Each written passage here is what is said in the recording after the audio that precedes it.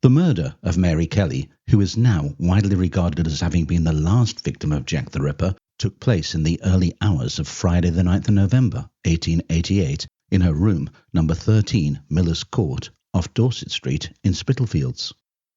Her body was discovered at 10:45 a.m. that day when her landlord, John McCarthy, sent his assistant, Thomas Bowyer, round to her room to collect her overdue rent.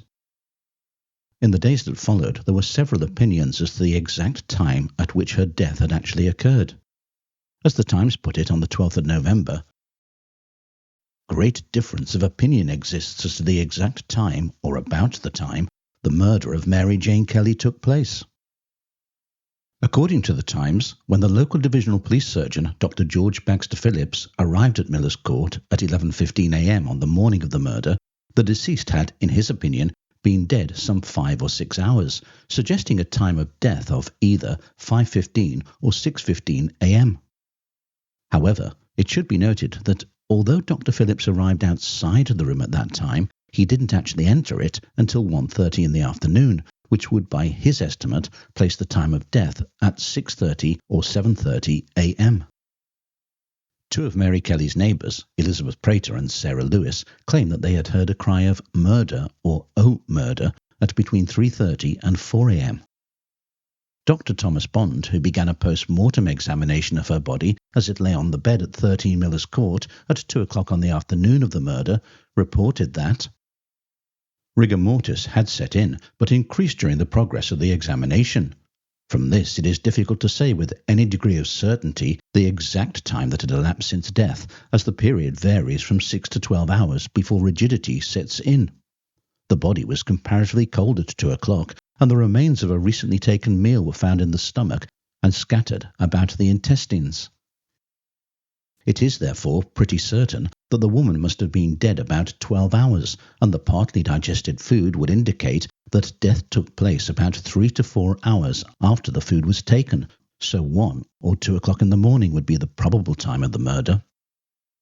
It should be noted that Dr. Bond's opinion that death had taken place between 1 and 2 o'clock in the morning was based on the rate of the digestion of the meal Mary had consumed, the remains of which were found in her stomach.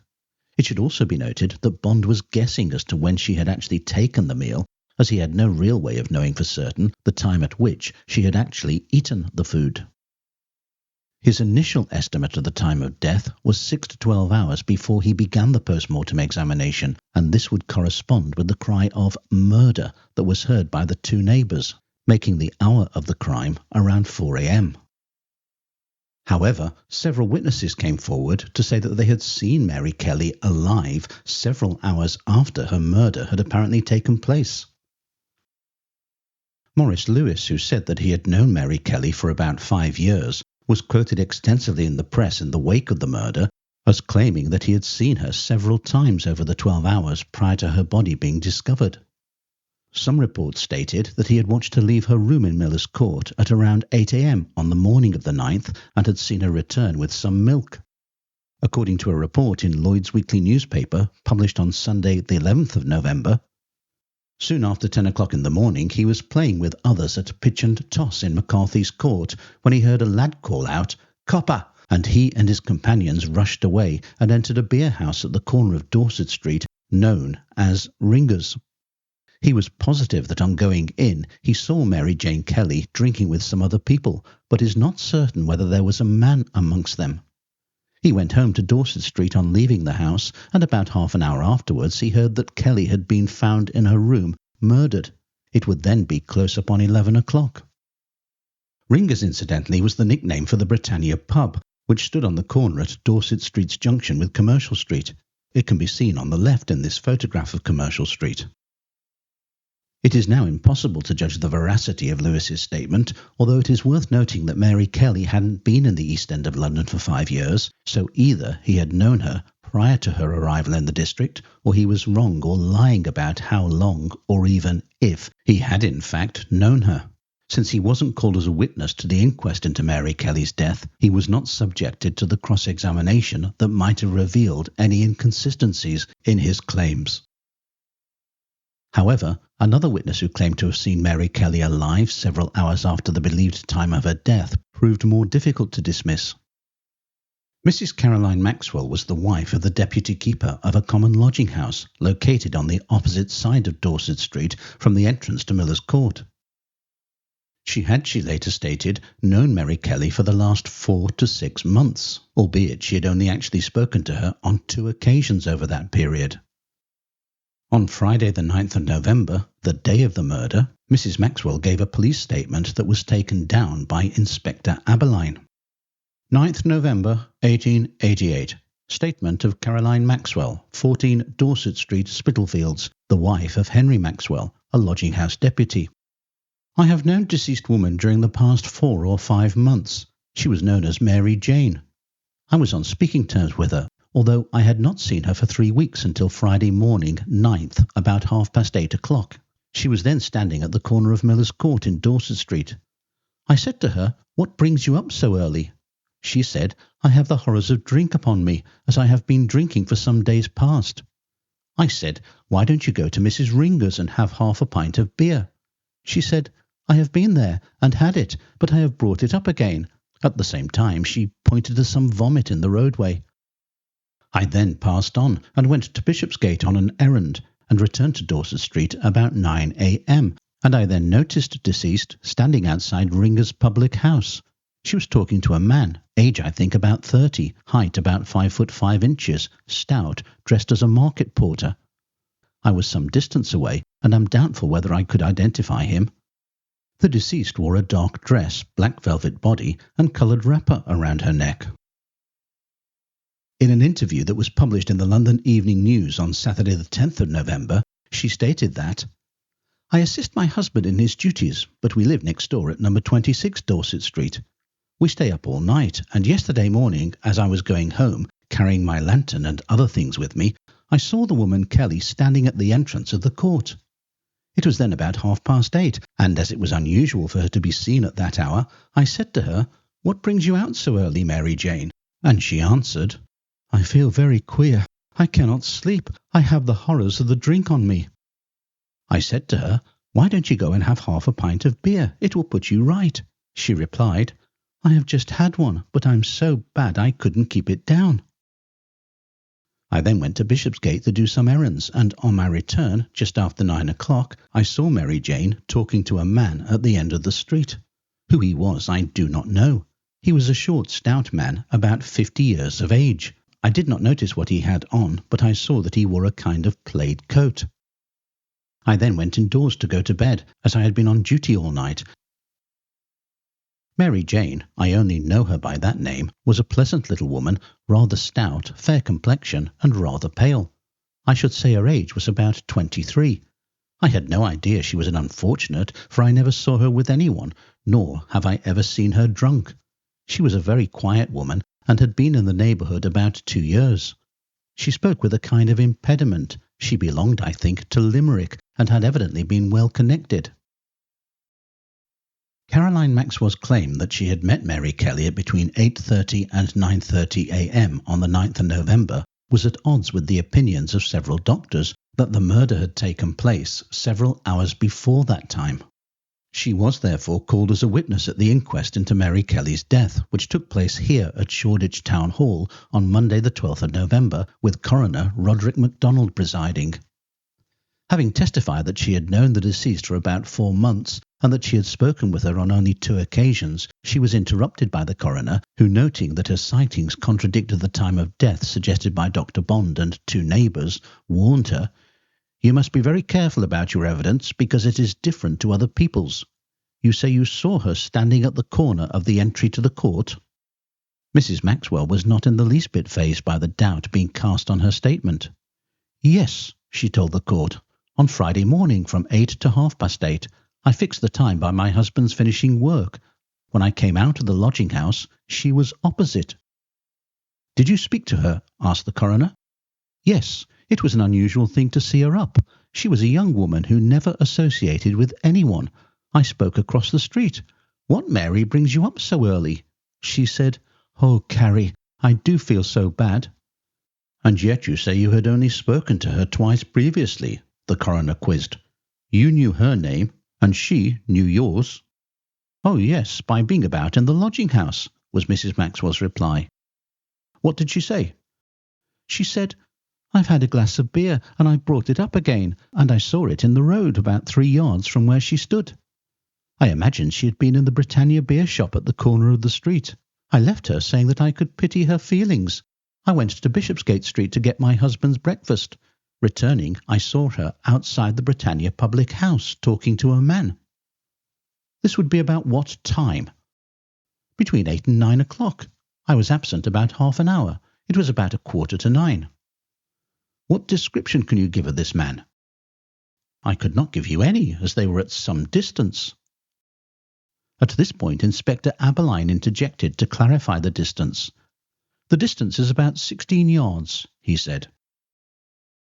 "I am sure it was the deceased," Mrs. Maxwell continued. "I am willing to swear it." "You are sworn now," the coroner informed her. "Was he a tall man?" "No," replied Mrs. Maxwell. "He was a little taller than me, and stout." At this point, Inspector Aberline again interrupted to correct his earlier assertion. "On consideration, I should say the distance was 25 yards. The coroner then asked, "What clothes had the man?" "Dark clothes. He seemed to have a plaid coat on. I could not say what sort of hat he had." "What sort of dress had the deceased?" "A dark skirt, a velvet body, a knitted shawl, and no hat." "Have you ever seen her the worse for drink?" "I have seen her in drink, but she was not a notorious character." In answer to a question from a member of the jury, Mrs. Maxwell replied that, "I should have noticed if the man had a tall silk hat, but we are accustomed to see men of all sorts with women. I should not like to pledge myself to the kind of hat." And with that, her testimony drew to a close.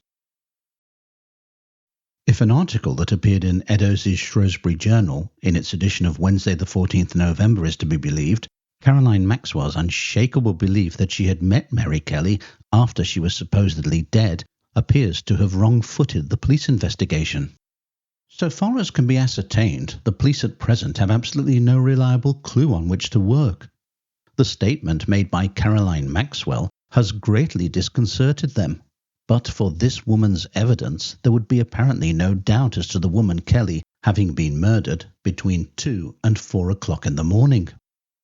Maxwell, however, is positive that she saw the deceased standing at the end of the court in Dorset Street as late as 8:45 o'clock on Friday morning, only 2 hours in fact before the discovery of the mutilated woman was made. No cross-examination has shaken this statement, and Mrs. Maxwell seems to have known Kelly quite intimately. The fact is certainly very curious, and is greatly puzzling the official mind, and also that of the medical men.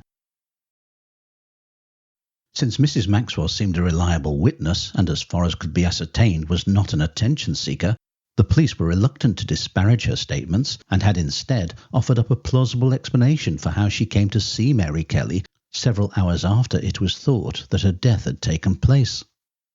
The North London News reported, "As to the evidence of the woman Caroline Maxwell, who swore that she saw the deceased 8 or 9 o'clock on Friday morning, that is regarded by the police as merely an error of date. No doubt she did see the woman and spoke to her as she stated, but Thursday morning instead of Friday." Various theories have since been put forward to explain how Mrs. Maxwell could have met with Mary Kelly several hours after the latter had been murdered. Some hold that Caroline was lying and that she was simply seeking her 15 minutes of fame. However, all the press reports about her depict her as a credible witness. It should also be remembered that she was interviewed on the day of the murder by the extremely experienced Inspector Aberline, and he appears to have had no reservations about her veracity as a witness. Indeed, she was considered important enough to be called to testify at the inquest into Mary Kelly's death, and despite the fact that the coroner warned her to be very careful about her evidence, she stuck to her story even when he reminded her that she was testifying under oath.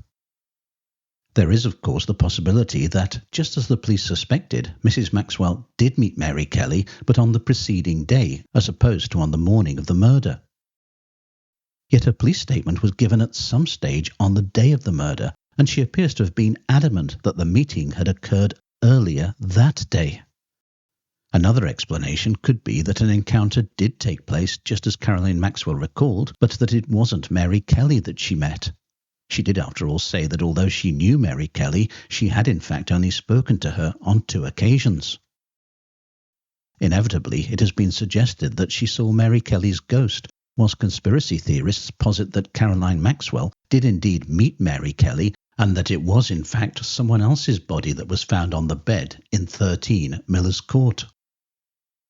Of course, today it is impossible to judge how trustworthy Caroline Maxwell's claims were. On the face of it, she seemed to have been a consistent and reliable witness who stuck to her story throughout her time in the spotlight. The Times did make mention of a third witness who was reputed to have seen Mary Kelly after her murder and whose claim, if true, could corroborate that of Caroline Maxwell. Another young woman, whose name is known, has informed the police that she is positive she saw Kelly between 8:30 and 9:15 on Friday morning. Unfortunately, no further details and no name are given for this witness, and she doesn't appear in the surviving police records, nor was she called as a witness at the inquest into Mary Kelly's death, so it is impossible now to judge whether her statement was reliable, or for that matter, whether she ever existed. The case of Caroline Maxwell leaves us with yet another of the many mysteries that permeate the Ripper case, and just like so many of them, this one too seems unlikely to ever be solved. What do you think is a satisfactory explanation for the claims made by Caroline Maxwell? Let me know in the comments section below.